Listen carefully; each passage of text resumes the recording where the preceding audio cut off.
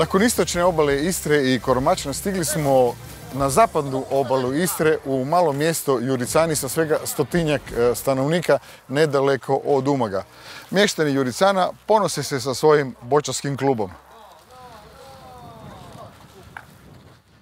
Boćarski klub Juricani iz istoimenog mjesta pored Umaga postoji od 1950. godine i osim redovnog natjecanja sudjelovao je na mnogobrojnim turnirima u Istri i Sloveniji.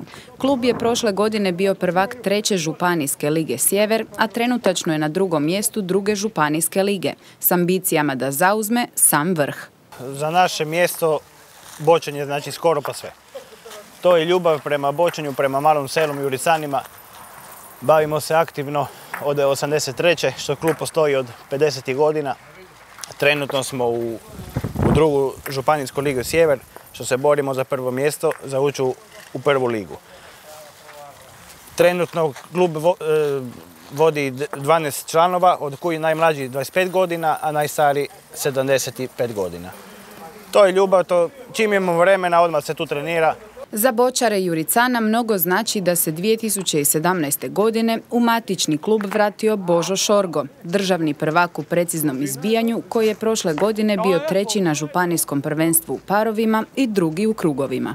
Odlučio se vratiti da moj matični klub nisam počeo igrati, da nešto napravi, već kad ima entuzijasti i ljudi koji me podržavaju i me vole da sam se vratio, zato sam došao nazad u moj klub gdje sam počeo igrati boće. Ima li navijača na vašim utakmicama? Pa ima. Ima i podrške, to je prvo moja supruga i moj sin što je počeo sa mnom igrati boće. Samo sin sad momentalno je u Sloveniji, igra boće za Antenu, imaju prvu Superligu.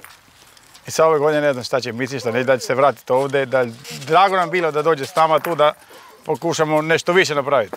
Ali ako ne dođe, svako svojim putem. Kakva je atmosfera ovdje? Super, bar dečki su fenomenalni. Uvijek, izgubimo, dobijemo, uvijek ide naprijed. U Juricane je prošle godine iz prvoligaša Istre Poreć stigao i Dario Milić. Sa Milićem i Šorgom već su ovog ožujka Juricani osvojili kup Bujštine. Šorgo je bio prvi u disciplini krug i prvak je Bujštine u preciznom izbijanju, a Tomi Jurišević bio je 2. Do sad imaju jako dobre rezultate. Ostaje im još discipline pojedinačno i parovi u kojima također očekuju uspjeh. Boćari Juricana treniraju 2 puta tjedno. Ističu kako su jako složni i ambiciozni, pa u budućnosti očekuju još bolje rezultate.